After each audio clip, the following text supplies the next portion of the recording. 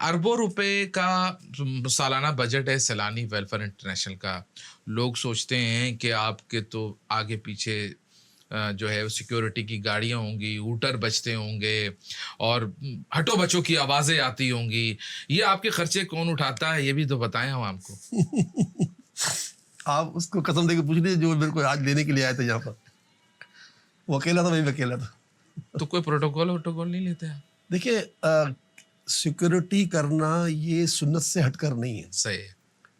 ہماری جو ہے نا عادتوں میں کچھ اس طرح ہے کہ ہمیں اس کی دلچسپی نہیں ہے. کبھی سیلانی میں تو ہم ہوتے ویگو شیگو نہیں آپ کے پاس 2-3 جو آپ کے آگے پیچھے چلتی ہوں, جو آپ کہیں سے گزرے پتہ لگے کہ جی مولانا صاحب تشریف لا رہے ہیں, کوئی سائرن آئرن لگا ہو؟ نہیں, اس طرح کی چیزیں نہیں ہونی چاہیے. اچھا, مطلب یہ آپ جو ہے سادہ زندگی, مطلب آپ میں زندگی کے بارے میں ہم نے دامن مصطفیٰ کو پکڑ کے چلنا ہے نا, تو اس میں ہمیں کامیابی ملے گی. ٹھیک ہے. جہاں میں نے صبح ایک حدیث پڑھی تھی کہ ہم مسلمان مشرق مغرب میں پھیل جائیں گے, ہماری حکمرات ہے, لیکن اس میں سے جنتی وہی ہوں گے جو امانت دار ہوں گے, ورنہ تو دوسرے طبقے. تو ہم مسلمان 57 ملک اس وقت ہیں, 57 ملک کے سربراہ بھی ہیں, لیکن فلسطین کا کیا حاشر ہو رہا ہے. تو کیونکہ ہمارا کام جنت سے ہٹ کر ہو گیا نا, تو بزدل ہو گئے. جب جنتی کام کریں گے تو بزدلی ختم ہو جائے گی. ٹھیک ہے. آپ جو ہے وہ جن بھوتوں کا بھی علاج کرتے ہیں, ظاہر ہے روحانی شخصیت ہے, لوگ آپ کے پاس آتے ہیں. آج 2024 کے دور میں بھی لوگ ایک دوسرے سے اتنا جلن حسد کرتے ہیں, جادو ٹونے کراتے ہیں, کیوں ایسا کیوں ہے؟ میرے آقا فرماتے ہیں کلو ذی نعمت معصود, ہر نعمت والا حسد کیا جاتا ہے. کون سی برائی ہے جو اب بڑھ نہیں رہی؟ جب یہ برائی سب بڑھ گئی تو عاملین بڑھ گئے, برے کام کرنے والے بڑھ گئے, نتیجتاً برے کام کرنے والے بڑھ گئے, اور برے کام میں جو مبتلا ہیں پھر ان کو وہ کسی پر جاتے ہیں تو ان کو بھی اچھے لوگ نہیں ملتے, تو نتیجتاً انسان ہر جگہ ٹھوکرے کھا رہا ہوتا ہے نا. تو ہم جیسے لوگوں کو جہاں ایک تنکے کا لوگوں کا خرچہ نہیں ہے, لوگوں نے ہماری طرف رخ کر لیا. ہم جیسے ہمارے شیخ طریقت کا بہت بڑا شعبہ ہے دعوت اسلامی کا, اس میں ہزاروں لوگ اس کام میں لگے ہوئے ہیں کہ لوگوں کو تعویذ.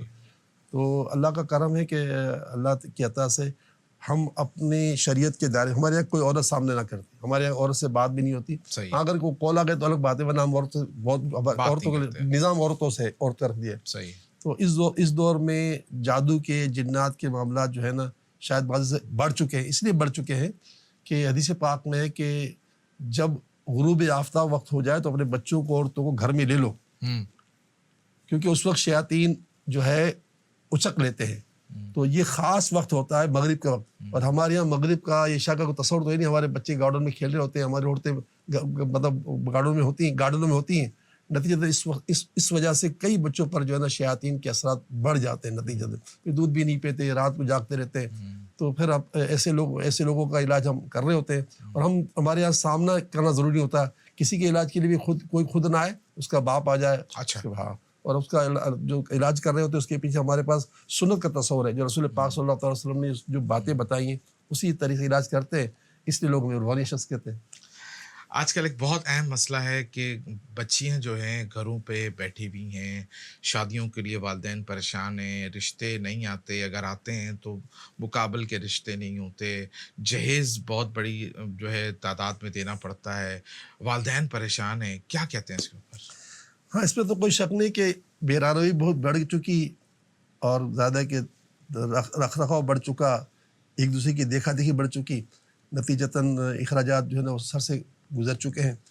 بچیوں کے معاملات تو یقیناً ایسا ہوں گے, کیونکہ قیامت سے پہلے جو میرے آقا نے باتیں بتائی ہیں ان میں سے ایک بات یہ بھی تھی کہ ایک مرد کی کفالت میں 50 خواتین ہوں گی. اچھا. ایک اس میں پھر اس کی پھوپھیاں بھی ہوں گی, خالائیں بھی ہوں گی, بہنیں بھی ہوں گی, بیٹیاں بھی ہوں گی, پوتیاں بھی ہوں گی, نواسی بھی ہوں گی. تو دنیا میں تعداد خواتین کی بڑھ رہی ہے, رشتوں کا کال ہے. لیکن اللہ کا شکر ہے کہ اگر کوئی شخص اللہ تعالیٰ کی بارگاہ کی طرف بڑھتا ہے نا تو راستے بن جاتے ہیں. ہم خاص کر کے وظیفہ دیتے ہیں کہ تیسرا کلمہ اگر کوئی خاتون غیر شادی شدہ ہے یا اس کی امی ابو پڑھیں 60 پڑھیں تیسرا کلمہ 5 نمازوں کے بعد پڑھیں تو بہت اچھی بات ہے. ورنہ اگر کسی بھی نماز کے بعد پڑھ لیں دن میں 1-2 مرتبہ تو اللہ کی رحمت سے اس کا یہ جلدی گھر آباد ہو جائے گا. اس طرح بہت سے نسخے دیے ہیں جو قرآن و سنت سے ثابت ہیں, ہم وہ دے رہے ہوتے ہیں, لوگوں کا کام ہو جاتے ہیں.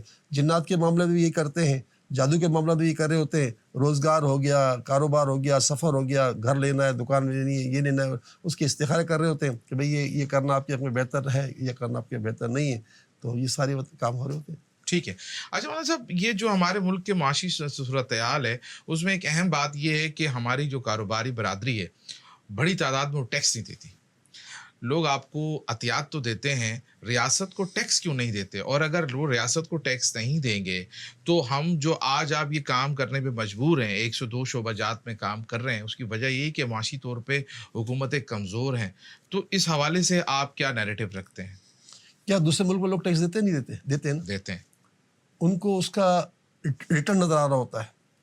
ان کو لگتا ہے کہ میرا ٹیکس جو ہے نا صحیح استعمال ہو رہا ہے. اچھا. اور میرے ملک کو اس سے فائدہ پہنچ رہا ہے. ہمارا ملک تو کتنا بھی ٹیکس لے لے وہ نیچے جا رہا ہے.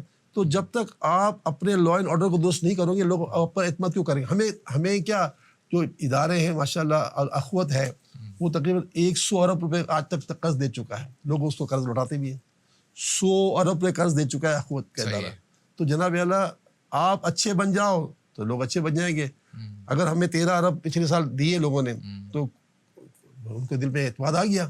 تو ریاست پر کیوں بھروسہ نہ کرے؟ ریاست کی جو مشنری ہے اس کو چاہیے کہ وہ اپنے اندر جو ہے نا ایسی خوبیاں پیدا کر دے کہ لوگوں کا جو ہے نا لوگوں کا آپ پر اعتماد بنے.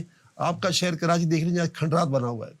آپ کے گھر آپ کہیں تو نکل جائے, یعنی آپ کو حیرانگی ہوگی, کسی موٹر سائیکل کی پارکنگ کا چلے جائیں تو جتنی موٹر سائیکل ہوں گی ساری مٹی سے لدی ہوئی ہوں گی. یہ کمال بات ہے. آپ میں روز دیکھتا ہوں نا, بالکل پورا شہر مٹی مٹی مٹی مٹی مٹی مٹی مٹی. تو لوگ کہیں گے یار اب یہ کیا ہے؟ اچھا لاہور میں ایسا نہیں ہے, فیصل آباد میں ایسا نہیں ہے, اسلام آباد میں ایسا نہیں ہے, ملتان میں. تو آپ سمجھتے ہیں کراچی کے ساتھ زیادتی ہو رہی ہے؟ زیادتی ہو رہی ہے, یہ میں کیسے کہہ سکتا ہوں. میں کہوں گا تو مجھے یہاں رہنا بھی ہے.